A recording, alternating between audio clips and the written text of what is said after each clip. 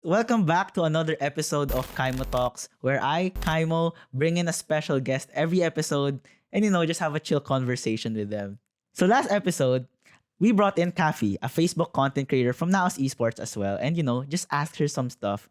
But now we're done with Facebook, and today, we brought a guest, no? Sobrang grabe yung guest na to, no? She has over 100,000 following across all of her platforms, She's insane. She's insane on the grind.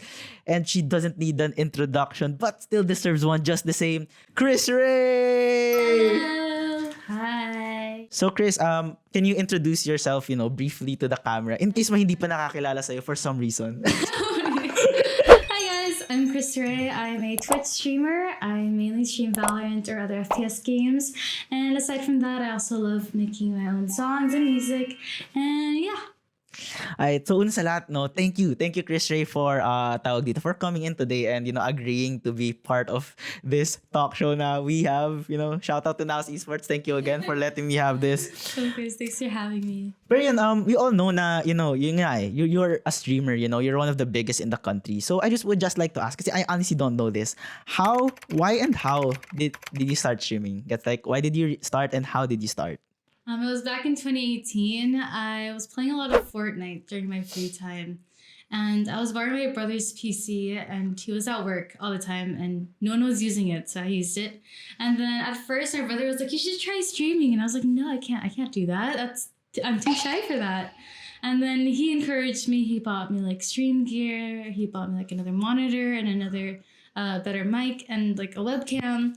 And then he kind of helped me with that. And somehow along the way, I fell in love with streaming and like building a community. So, sarap naman nun, na siya yung nag-sponsor basically ng buong setup mo. Yeah. Angas. Pero like, nung nag-start kasi in full na yun, like with tawag dito, like you were streaming at 60 FPS na ba, like webcam and everything. So, okay na talaga yung setup mo. Like, yeah, I was using like this webcam. It was a little blurry, but like it did the job. It did the job. Solid. Thank you, NAOS pala, for sponsoring my PC. We all know naman na recently, no, lalo na nung past few months, I've actually watched your study streams, no. Alam ko nagchat-chat ako minsan na, "Uy, Chris, homework muna ako, sabayan muna kita." Ganun habang nag-homework si Chris. Pero yun nga, right now you already graduated, 'di ba? So unsa lahat, congratulations, Pero ngayon, graduate ka na. Do you plan on seeking a job? Because I think a lot of your community are also perhaps asking the same question, no? Because we all know na you have graduated na, you have a degree already.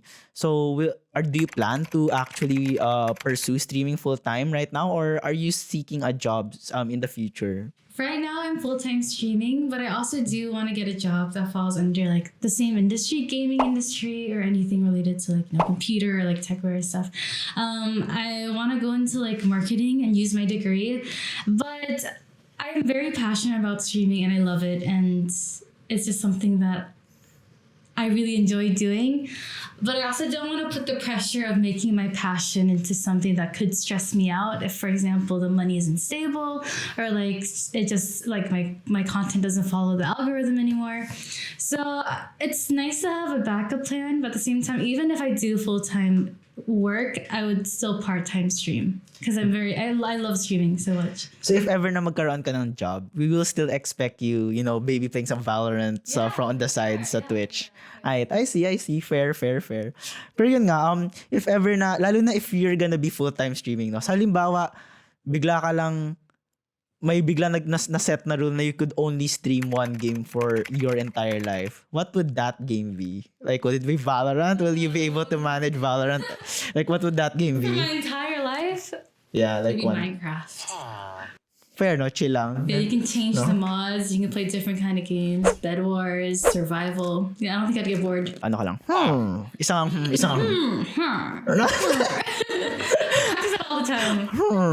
It's actually pretty funny, like, paano kaya yun? Nag-recording studio sila, tas magkano kaya bayad dun sa voice actor na yun? Ganun yung sinabi niya. Siguro $10,000 na yun. Ganun. I do it for free. Mojang baka may secondary character sila in the future. Mojang baka naman kami ni Chris pwede kaming ito ni audition namin. Oh, di ba? Pwede na Mojang. Pero yun, let's tap into another side of KrisRey, no? We all know you love streaming, and sometimes you also do some music streams, right?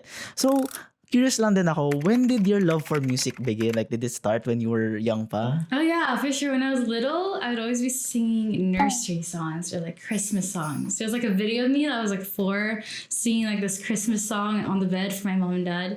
And then just growing up, I picked up instruments like the ukulele and the guitar. And then it was just like around 2015, 2014 that I started making my own music and playing the guitar more. So yeah, so it's been around 5, 6, 7 years. Gets. Pero may tanong ako.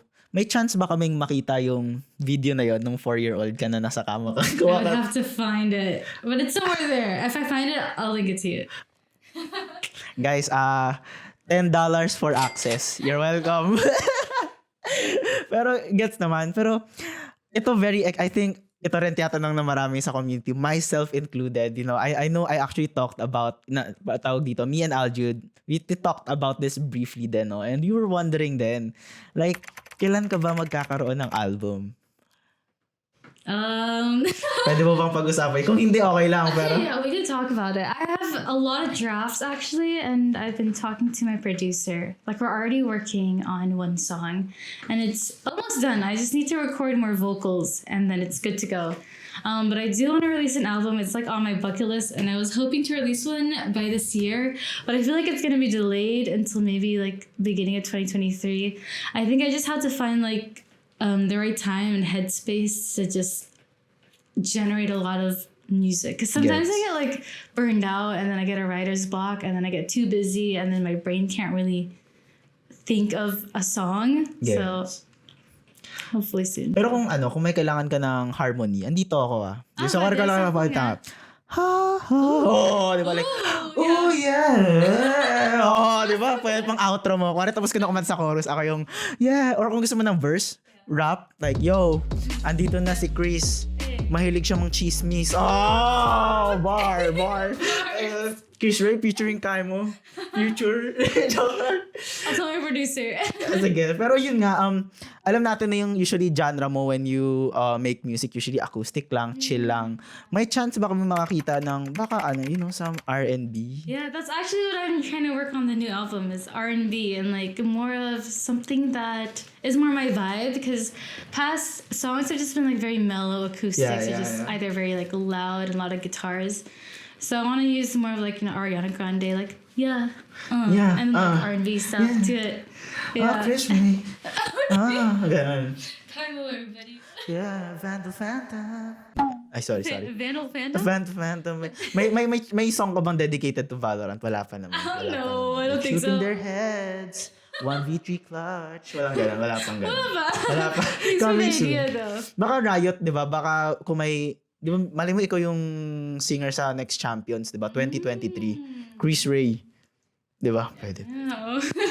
So, pero yun nga, like sabi mo nga, di ba, na you're gonna be releasing some R&B songs. Honestly, excited ako kasi, yun nga, dancer din ako. And honestly, minsan ang hirap sumayaw sa acoustic. I mean, like, I'm not saying it's hard. It's just not my genre, you know. And R&B is more my vibe, you know. So, I'm excited, you know. Baka mag-choreo ako, di ba? Malim sa next ESGS or next event, KKaimo perform. So, KrisRey yung kanta ko. Di ba? Pwede, di ba? Abangan natin yun.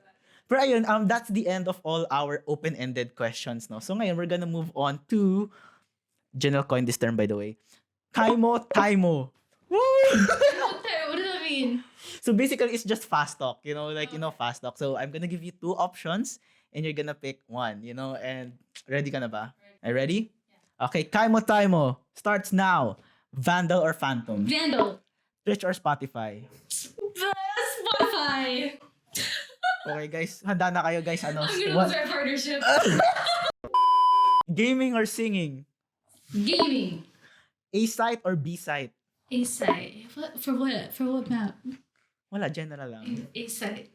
A-site. So, dun siya mas malaki. Kasi actually, A-sites are usually bigger, you know? Really? If you recognize, if you examine niya mas malaki. Overwatch or Valorant? The Overwatch currently. O Valorant, gano'n. Overwatch. Okay, fair. Chris or Ray? Chris. Rush or Default? Rush. Cuervo or Jaeger? Cuervo. Dragon or Rift Herald? Dragon. Is this the League of Legends? Yeah, yung sa baba yung dragon. Tapos sa upper... Dragon. Dragon. Nanlilibre o linilibre? Linilibre, syempre. Okay, so yun, that's all our questions. Thank you again, Chris, for coming here today to our office. Sobrang thank you. And baka may gusto kang i-plug, Hi, I'm Chris. I stream on Twitch. I also upload videos on YouTube and TikTok if you want to watch my content. And I'll be releasing a new song on November 11 with Alice and FCJ. If you want to hear it, it'll be out on Spotify and everywhere else. I'm actually excited kasi nileak yun ni FCJ nung nilip ko siya. So, I heard it. yes, I'm really excited for that, And of course, sa ESGS, NAOS will be there. And KrisRey will also be playing some Valorant, with, Day 2. Sino ulit yung mga kakampi mo doon? Razzie, Noctiling, and Old Noob Gaming. Yeah. Grabe si Old Noob Gaming, Gusto ko kapag matanda na ako, ganun pa rin. Pag 60 years old, cute tayo, Pag 60 na kami, guys. 2,000 babies, diba? O sabay kaming magba-birthday, guys. So, special stream, 60-year-old birthday celebration, KKaimo Duo, Valorant. May servers pa kaya yun? Hindi ko rin alam, pero... I feel like I almost got it 60. baka wala. Baka Valorant 3 na yun or something. Anyways, thank you guys. Bye-bye! Thank you!